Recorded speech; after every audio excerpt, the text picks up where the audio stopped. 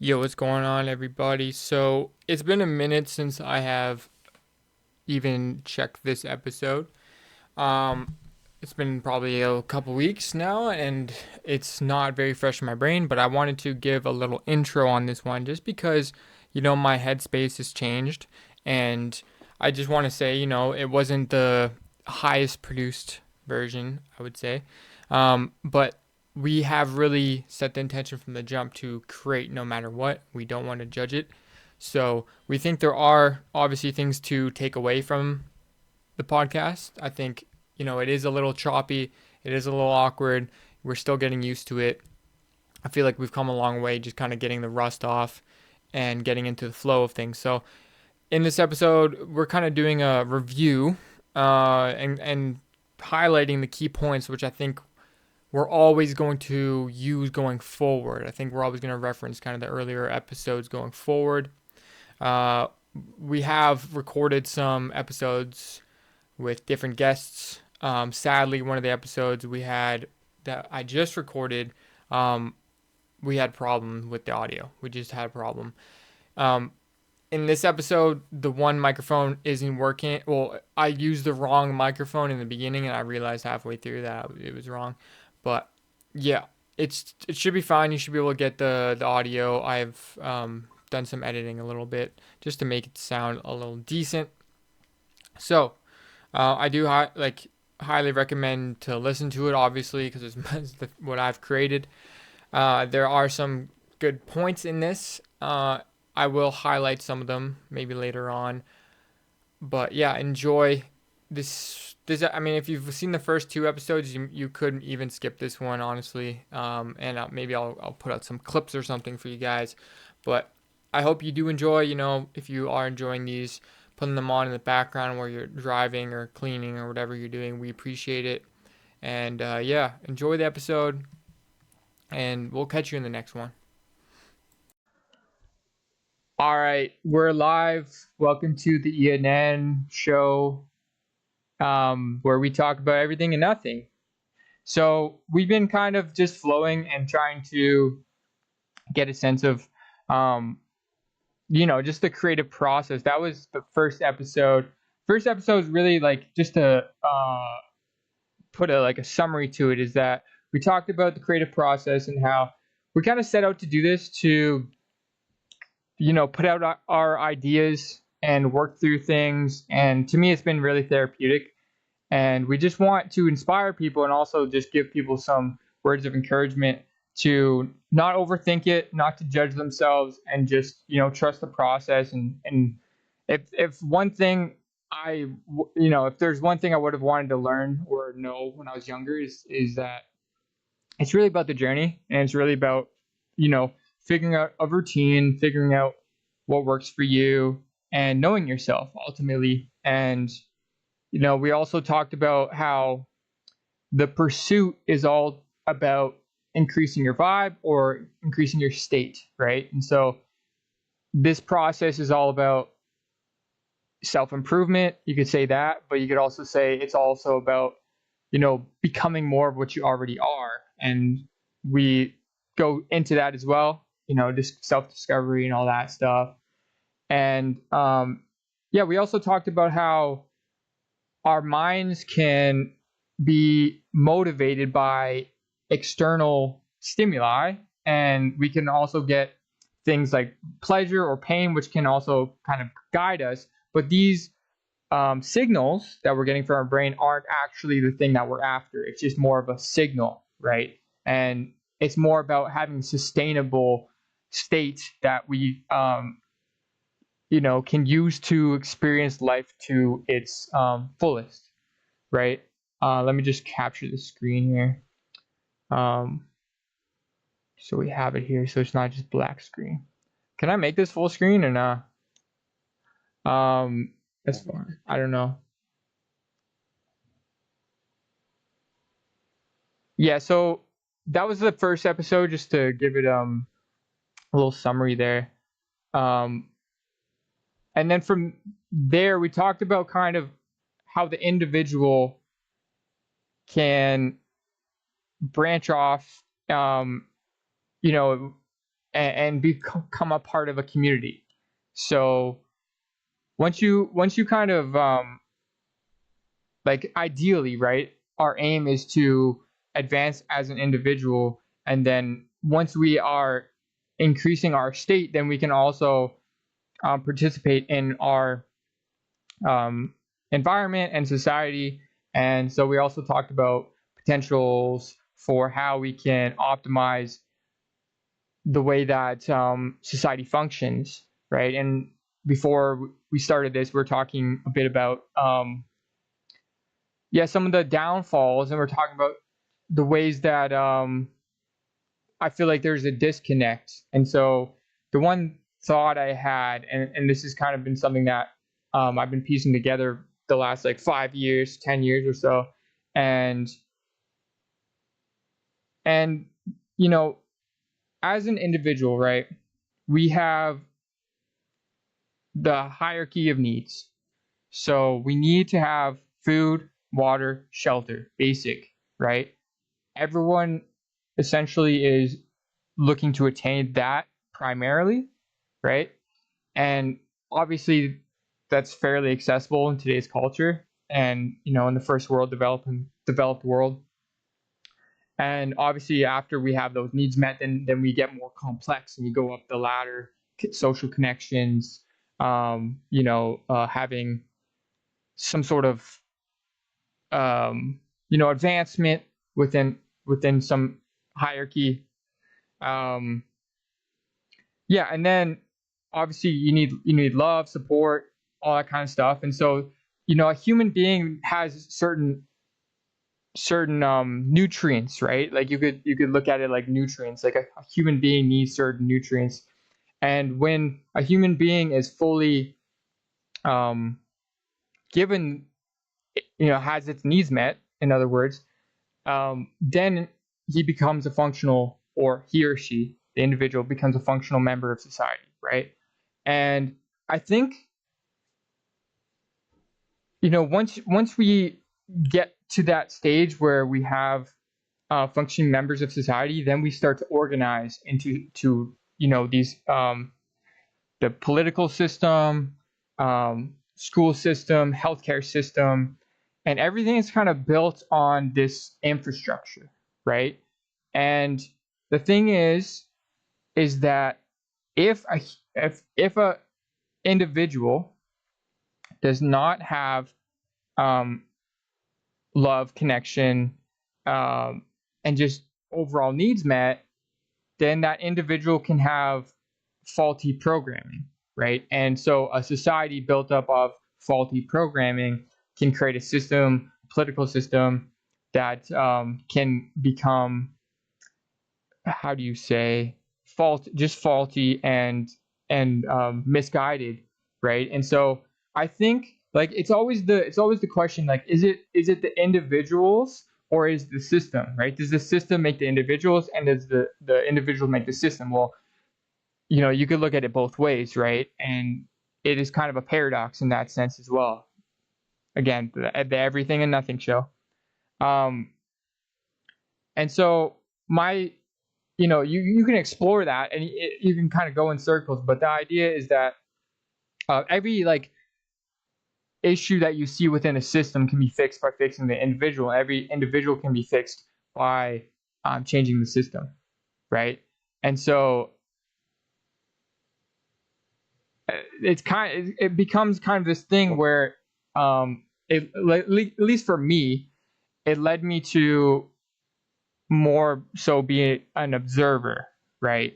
Because whatever's going on as an individual, whatever's going on in your mind, whatever thoughts are coming, um, you could look at that, your experience, as a product of your past memories, right?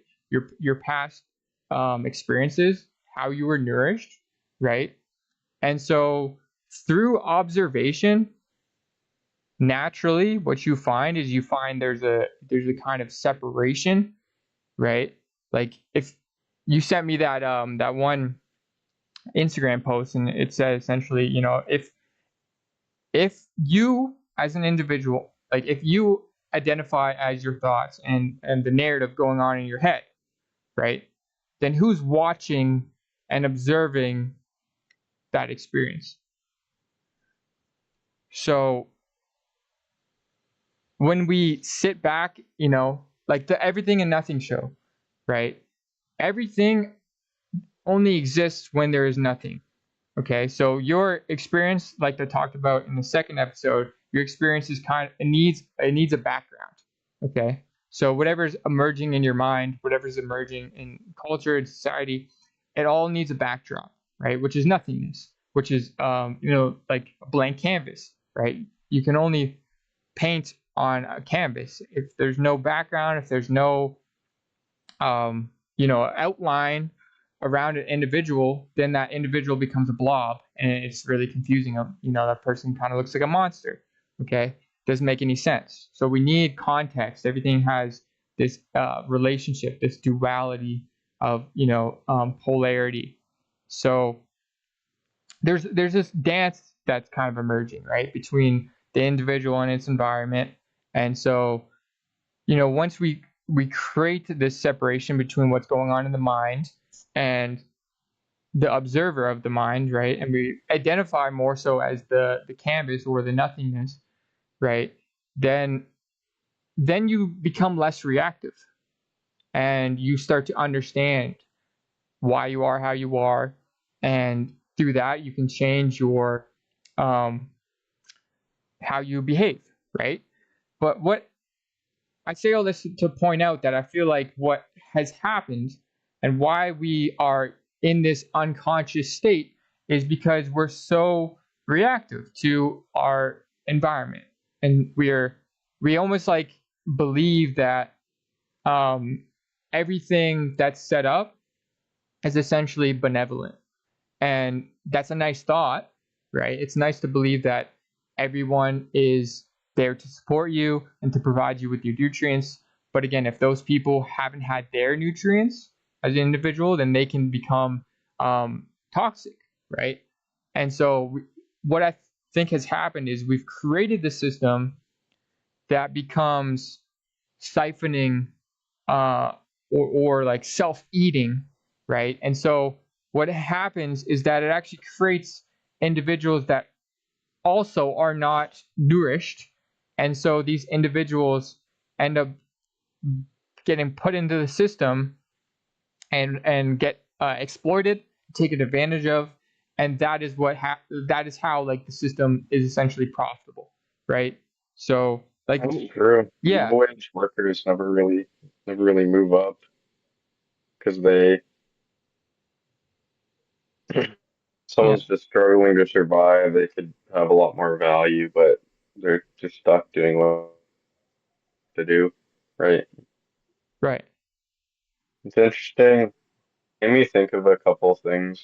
Uh, Non-duality. I kind of want to like look more into non because I've looked into it a bit. But I don't know. I don't know about it in the super like. It's not a subject that I'm super super knowledgeable on. Yeah, I know Sam Harris was actually one of those guys that like he's a non-dualist, and he was really helpful for me. Like I used to listen to his podcast a lot, and he had the Awakening series, and that was huge. If you haven't listened to that, I highly recommend it.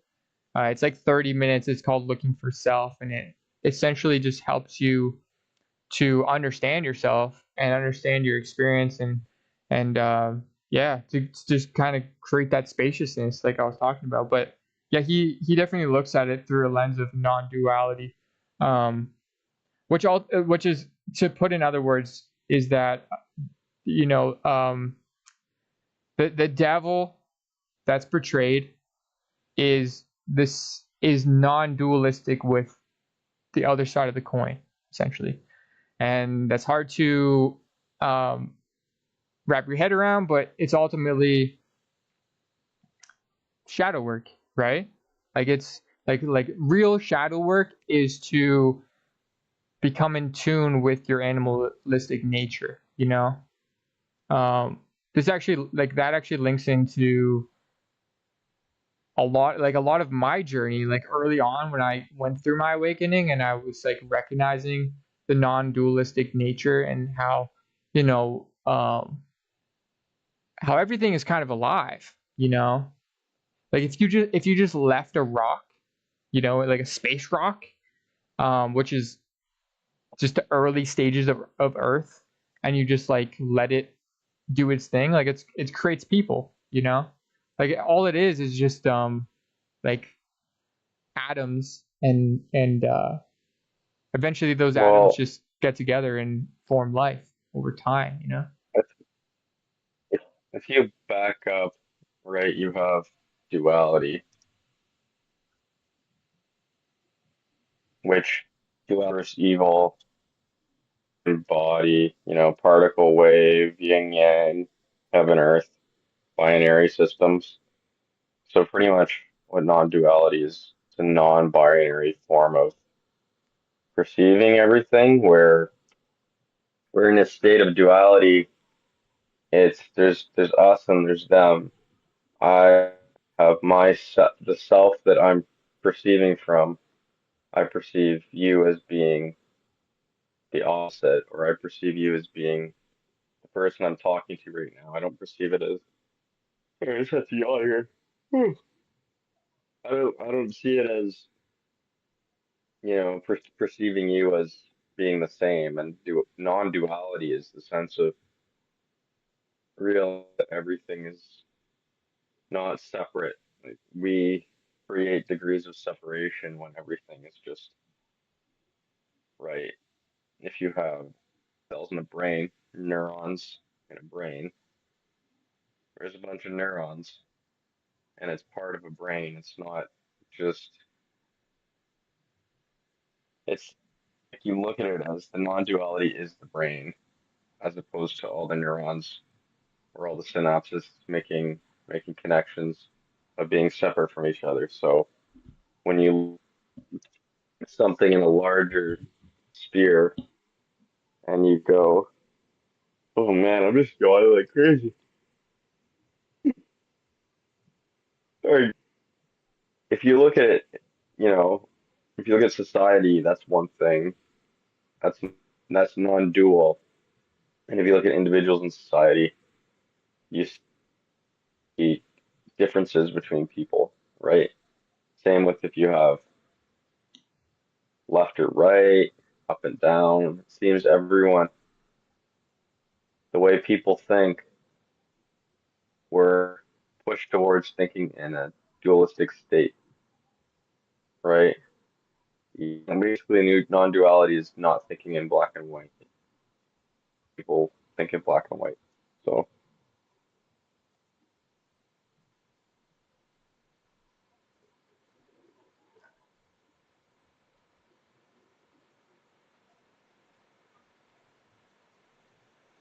Yeah, and you can't have pure black and you can't have pure white, you know?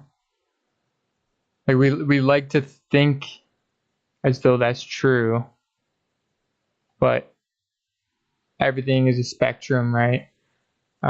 Which leads into also what we're seeing in culture now is that um, like we've been putting things in boxes, right, for so long. Like we've had male washrooms, we've had female washrooms, we've had rooms like the kitchen, you know, we've had bedrooms, we've had washrooms. Like we put things in boxes. Everything has been put in a box. But if you look in, you know, a forest, you don't have rooms. You know, there's not really clear distinctions when you look at nature. Like we have. I always like to use this example of like a tree. You see a tree, and you use the word tree to put that tree in a box essentially, but that tree is actually an ecosystem, right? It's a root system, and that the root system is actually connected with mycelium, and so it's when you really zoom in, like you just keep zooming in at the cellular, you know, makeup of the tree, it actually gets harder and harder to distinguish what's the tree and what's not the tree, right? But that's not how we think, right? It's not easy to convey um, when you're only really focusing on survival, right? Like it's easier to be like, yo, like get that, or go to that tree, you know. Yeah. So it's easy to just like understand. Okay, that's a tree, right? But it becomes a problem when you get to complex things like identity and social um, constructs. You know. Yeah, if you're getting a sense of recent, not what's in my head, I sound kind of weird, but I've gotten to the point of realizing I've been intellectualizing a lot of things, and just gets to a point where it's just not even helpful anymore. You know, you just want to like be still.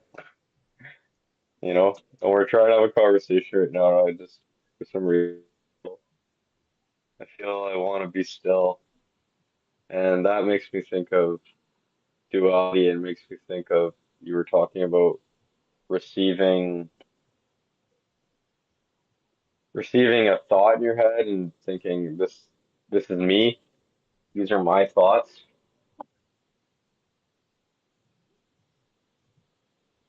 Yeah. Right. When you can kind of sit and realize that was a Sam Harris thing. I think that was the first spirituality book I got. It was Waking Up with Sam Harris. First spirituality book I read, I'm pretty sure. And yeah, it's just a really, but he always talks about what does he have? Like I had his app and he had The Man Without a Face, and it was this meditation that you do. And I don't even know if I can even explain it, but his Waking Up app has a lot of different meditation concepts. I don't know what. I'm just yawning and yawning and yawning. Can't stop yawning.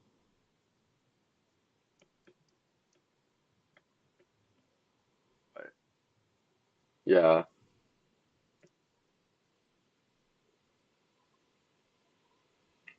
you get to a point where you like right now. I feel I've gotten to a point where I should probably be meditating again.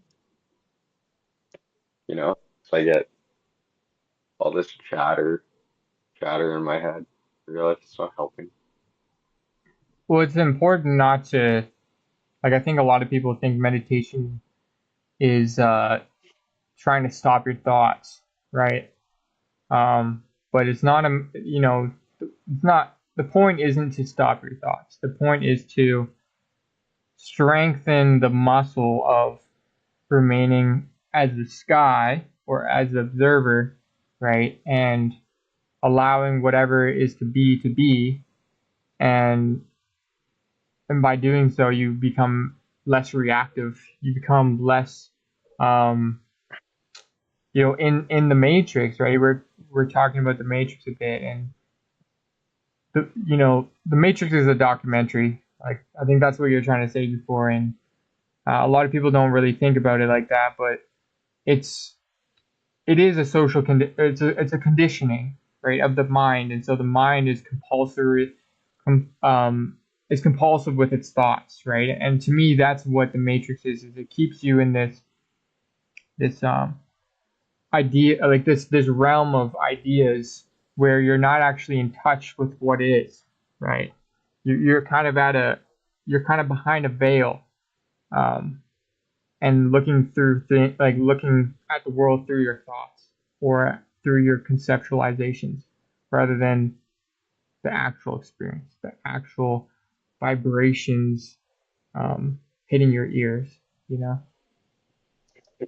I feel the more you focus on things, the more people see them as positive or negative. And when people look at the concept of a matrix, there's it's, people go, oh wow, this is a conspiracy theory, but if you, I want to look up some of Matrix, right?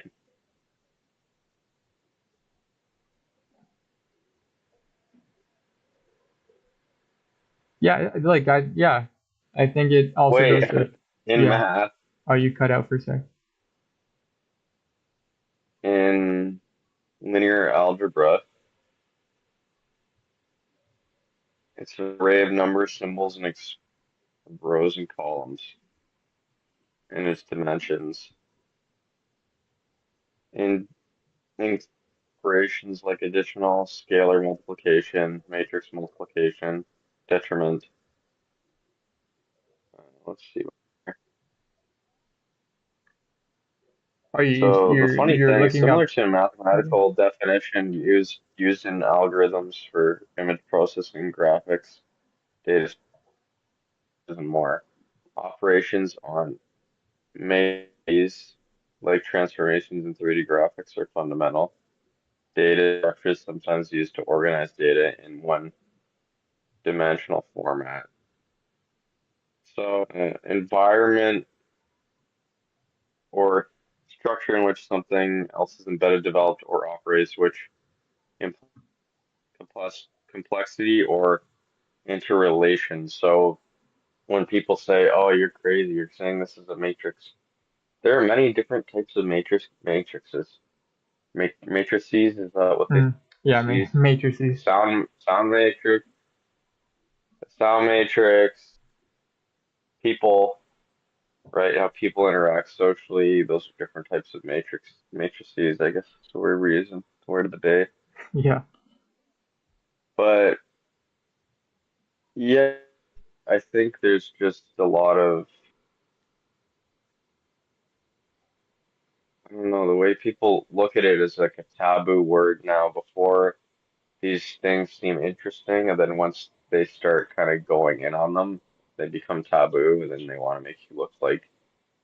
I remember, in high school, you talk about the Matrix or even the movie and the concept behind it, and people would be interested. But then once it started becoming mainstream, then it's kind of now off to be like another psyop of, oh, you're talking about this, I'm gonna turn my head off. And then that becomes a conceptual matrix of there are people that are interested in speaking about this, and then there are people that don't want to talk about said thing because of whatever the media is telling people they should and shouldn't feel. It's like they implement opinions in people, which they're just getting. That's an interesting concept. Television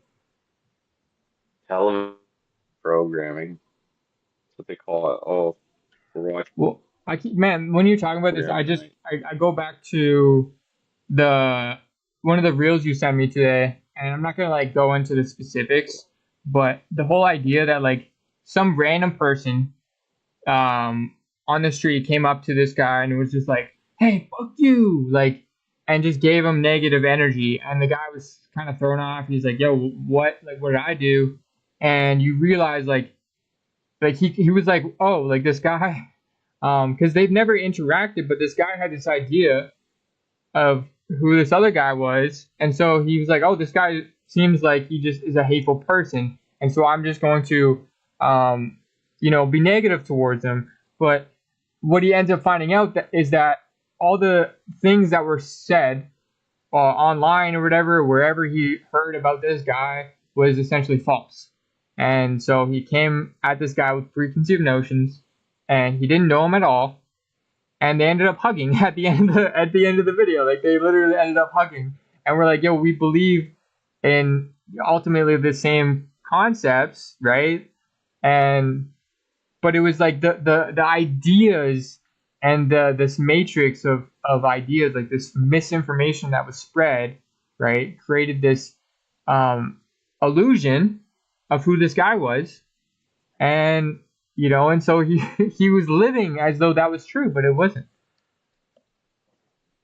Yeah, but That's why so many people are fighting now because they walk around with different definitions of words. They walk around with different definitions of people. You know, I have a definition because I know you, where other people might have different definitions of you because they don't understand you or don't understand certain definitions of certain words and they don't understand certain definitions of certain people, right? Or wow, I'm actually using this definition in a different concept. Like we're it's the same word, we're going to define it differently, and this is the same person, but we define this person differently. It's versions of you. There are more versions of you in the mind of other people than there are in your own mind, because people have perceptions based on an inner, right? If I talk to people about history, they might think I'm a historian, or Yeah. if I trip and spill coffee all over myself, they might think I'm a clown or I'm not aware of my surroundings. But then they don't know other aspects of me. They don't know I play music, or they don't know I read things or certain things I enjoy. You know, yeah, everyone has a different perception of you, and I think that's what this whole idea of even if people say, "Oh, the Matrix," that's what the Matrix is societally everyone has different definitions of different groups of people and create separation because I don't know what this is. I'm going to define it by this to not threaten my pre-existing worldview. Because if I don't look into this, it can comfort my current perception of the world. If I do look in, then it might threaten my pre-existing views. So, Yeah, I just realized this whole time that I had the wrong mic turned on the audio capture. So yeah, hopefully hopefully it's not awful, but might have to re-record some of that. Jeez. I don't know. I can hear you the entire time. Yeah, but it's because it's not hooked. It was wrongly hooked up on the recording software, but not on the um yeah on Discord. So next time maybe Uh, double check. Holy shit. Yeah, but I kind of yeah, that's all right. it's part of learning. Yeah, I'm getting so I don't know. I'm in some weird headspace. Right? Really weird.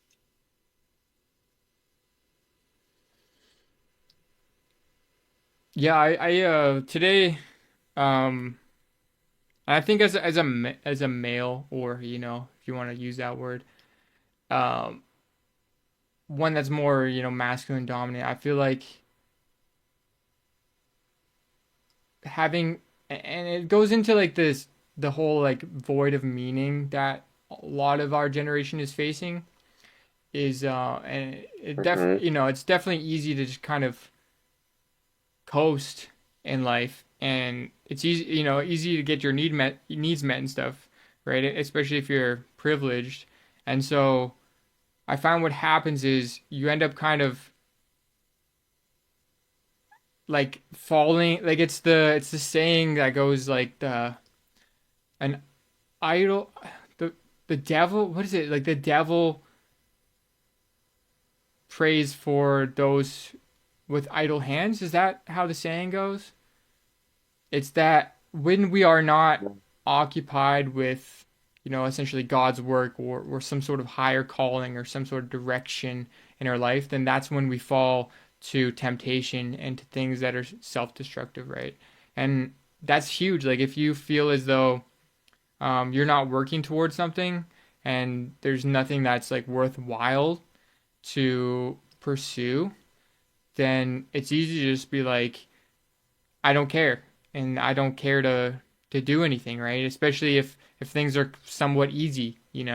It's easy not to work hard, and to like Well, same with progress. economy, right? I think with economy, if you're living paycheck to paycheck, you just eventually stop caring because you work to survive, but you get to a point where, oh, I can't actually gain anything, right? Like I'm moving countries right now because I'm existing in a system that is just doesn't work, right? Yeah, that's another thing, right? It's set up in a way that um yeah, I mean we touched on it on the second episode, but it is set up in a way to perpetuate the same way of existing, right? Like there's a little change, like there is change. We can't say there's no change over time, but there's very little change over time um towards creating a society that prioritizes, let's say, like mental health and connection and providing humans with all the nutrients that they require, right? Um, we've kind of lost the plot a little bit in terms of what our values are, and I think it's easy to get confused, in this world and to forget um, what the objective is here, Um, we get rewarded within the system as well, right? Like a lot of people think, well, why should I pursue a career when the reward at it at the end of the day is that I'm going to get more of this, um, whatever that is for them. But it's just not very motivating because they know like even if they climb the ladder, um, they're essentially just perpetuating the same state, right? Yeah, people get so caught up in systems where they think I would prefer to live where I have less money and have enjoyable life than to have a lot of money and live in a corporate environment or work in construction or something. Because it's the same, oh, 5 days a week, 2 days off, 4 weeks. And people have this weird idea of chasing money and they think, oh, if I get all this currency, whatever. But it's just justifying your state of doing don't want to do, right? You could like living in cities, man. I'm like didn't grow up in a city. I'm living in a city right now. I don't understand how people do this or why, you know? Yeah, that goes kind of, back to our like non-duality idea. Like I can't remember where this was, if I just kind of heard it, but um like the word Lucifer, right? Um like people hear about, going back to what we were saying, people kind of make assumptions of what, let's say Luciferian churches or something like that. What is it, like devil worship and stuff like that? Um, People don't really understand what the principles are, and from my understanding, it's more about the self, the individual, right? You honor the self, um, and so the like Lucifer, like the name Lucifer actually means light bringer, and to me, I was like, that's interesting, and I thought about it for a while, and then I realized what it's referring to is false light, right? Artificial light. Yeah. It's not like divine light. It's manufactured. And so if you think about like society in the same regard, it's like we've disconnected our circadian rhythm, right? We're no longer in harmony with nature. And so all of the natural endorphins, from looking at sunlight, getting fresh air, like even like hugging trees, how people are like, "Oh, you're a tree hugger." Like trees are actually like proven to relax you. Like if you touch a tree, the electrical and the energetic signature actually reduces your anxiety. And so what happens is because we're in these states of anxiety, depression, within these cities, then we look for the false light, which is we look for dopamine, which is manufactured. So everything becomes manufactured, right? We're trying to solve a problem by creating another problem, and we think that we're winning. We think that we're getting rewarded by doing this. Um, the health system, they get rewarded when people are sick, right? Um, It's like that CEO that just got shot. I yeah, don't know if you know anything about that. I haven't researched, That's but for yeah, I see it everywhere. a guy just yeah, well, it's interesting because there was a Ben Shapiro video that popped up, and there's a lot of people listen go, "Oh, Ben Shapiro, yuck."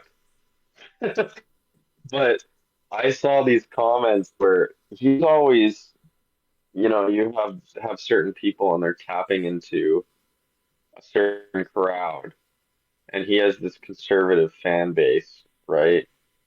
Where I would say I'm pretty centered, so I try to watch different things. But him is he's trying to make it this conservative view of people criticizing, oh, shooting CEO and how, yada yada, this is such a bad thing. But then you take a step back and go, they go, this is so un-American. It's like, how's this un-American? That's how your country started. You guys fought against the British and killed people because you disagreed on a system that existed where there are conservatives in this comment section where we're like, no, man, this guy paid his premiums every month and was declined service and profited off of this. So why should that be? So you think, and you start realizing, oh, people are catching on that this isn't a left or right thing. It's actually a class war of people that are in high positions of power, whether political or whether they're, someone went to the same country club or the same Ivy League school or, their parents that are rich knew them. It's like there's us and then there's us, right?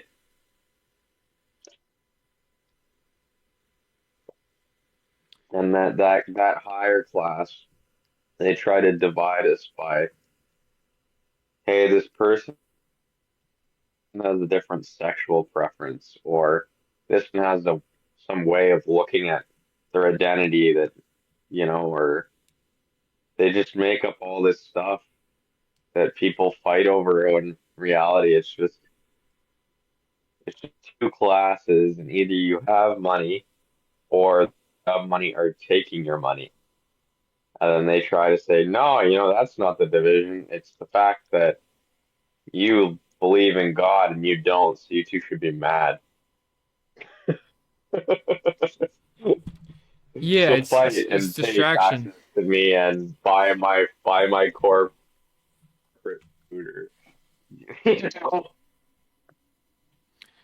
Kind of funny. Yeah, well, clearly, like it's a complex thing. Like you can't just read headlines and think you understand the whole story. So I don't really know the full story, but what I would say is that any sort of killing, is to me is wrong. Um, it I understand also that like like in the lens of culture, right? Like we would like to avoid killing. If there's a way to live in harmony, then that should be the way, ultimately. Um, but at the same time, it's like you have to also look at it from a perspective of, okay, well, is is it possible to ask for change? And I feel like what people don't really recognize is that there's like a lot of cultural like people like I think in the second episode where we were talking about the whole idea of like there's like the different subsections of the populace, right? And so there's kind of like the people in the middle, and I'm assuming that, well, I don't know exactly the story, but I'm assuming whoever was the person to commit the murder um, was somewhere in the middle, and they were probably some sort of radical, and their perspective was, I don't think I can reach this person, right? I don't know exactly the thought process, but from my perspective, it would have been, I don't know if I can reach this person and get them to change their ways. They've become so corrupt that ultimately the only like solution I see is to end his life. And it's we don't like to think like that, but um, yeah, it's always tricky, It's always, do the ends justify the means and all that stuff. I'm not saying there's a right answer to to the situation, Like, I don't know what I would do. I probably wouldn't kill him, but if someone can't be like changed, and if things aren't going to be changed, and people, millions and billions of people are being affected negatively, you kind of have to weigh your options here.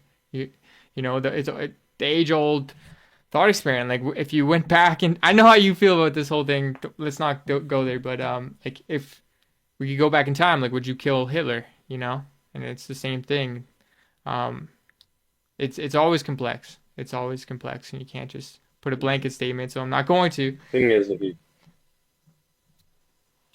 there'd just be another Hitler because it's like that. It wasn't like this guy was just came out of nowhere. His reaction was he was reactive to something that was already happening, right? So as much as what he did was horrible, it was a reaction to the state of Germany, right? And I think the thing is, it's what's odd is you look at the celebration of America and they go, "Oh yeah, we fought for our freedom," right? That's the whole thing is fighting for their freedom. But as soon as the time comes where we're fighting for something now, it's, oh, this guy's horrible. But if, say, they got rid of all those, whatever, this is like such a radical thing, but someone kills all the politicians or CEOs, and then they restart the system. Not that I'm saying to do that or justify it. Within 100 years, 50 years, that would again be celebrated. But the current time is happening. It's a no-no because there's pre-existing power structures that exist, right? And yeah, I don't know. It just gets to a point where it's like guys living in America, I get to climb my claim, and I have all this shit. And like, what did he? He had a bunch of his spine. He had problems with his spine, and then he couldn't have sex. So he had this claim, right, for every his spine injury that he was paying into. They declined his claim, and thinking like, if you're paying for that, why wouldn't they just say, "Oh, this is under your insurance, it's covered," and then why are you paying for insurance at all if it doesn't get covered, right? That's a broken system, and I'm not saying it justifies death, but you look at someone's standpoint, one guy is a multi billionaire or millionaire, whatever. The other guy was still a really rich guy, but can he afford the lawyers? He's disempowered compared to the other person. So I don't know. I don't know if we should post this. We're talking about killing people. I'm Probably a looking at bad idea. I'm looking at the news here. And it says what we know about Luigi Mangione, Ivy League grad charged in CEO's murder. He was an Ivy League graduate and valedictorian. Just gonna skip through. They're just talking about his character.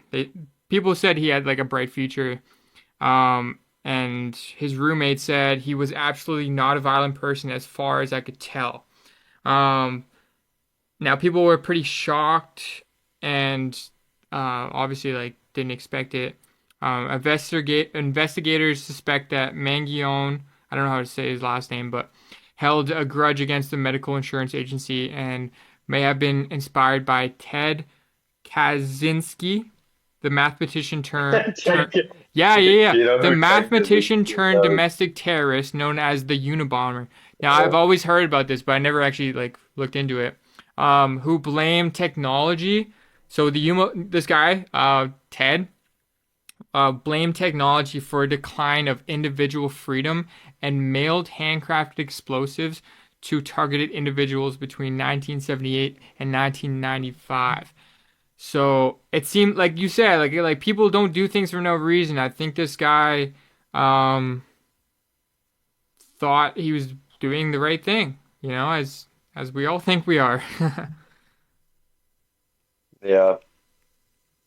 Well, he was talking about consent, like Ted Kaczynski, and he said the post-industrialization of society isn't something you consent to, right? Yeah, agreed. So his idea is all this technology is getting rid of your drive to get like before, everyone was just monkeys. They go, okay, well, I'm gonna go and get some food. I'm gonna go and, you know, whatever. And now you'll freeze to death if you don't sit in a cubicle, or you can't. And all these things are out of our nature uh, for our bodies to do, and it just makes people depressed, and it's all these problems, right? So his was technology is taking you away from your natural environment or where you naturally be. And he didn't like that, you're born into a country and a passport, then you have to pay for a passport to leave. It's like you're, right? Kind of crazy. It's Yeah. like you're owned by the government. You're owned by them. You have to exist in like if you think of America, it is like so screwed up, right? So there's a birth certificate with your name, they own you, right? And you have to get a passport to leave the country. And if you don't pay taxes, they put you in jail.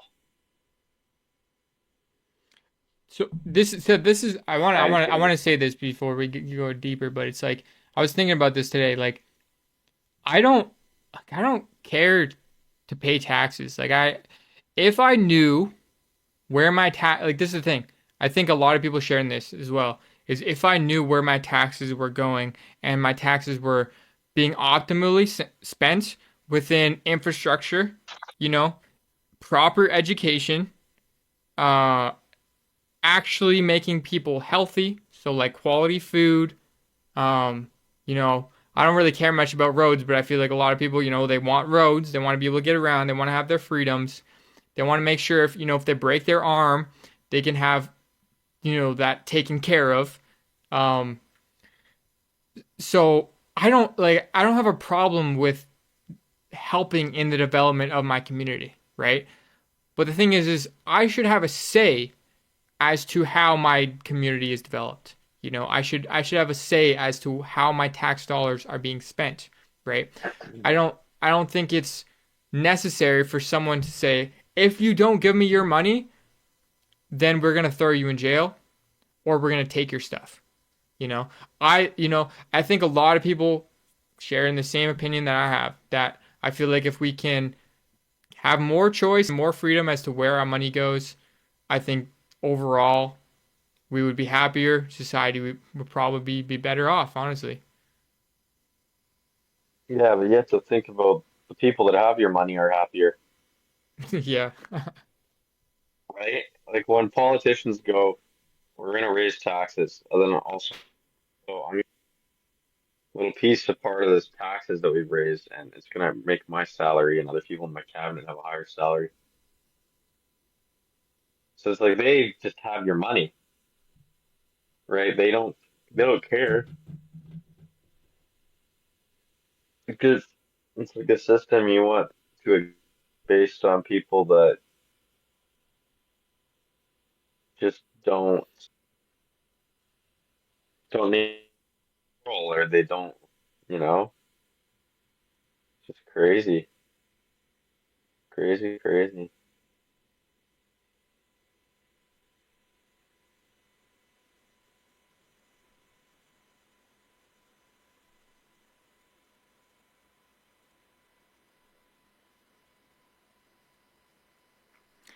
Yeah, I don't know what So else to say. yeah, I feel Yeah. this is, I don't know, it's just been a weird. This has been a weird month. Vibes are kind of just. We're going into a new year. People are real, you know.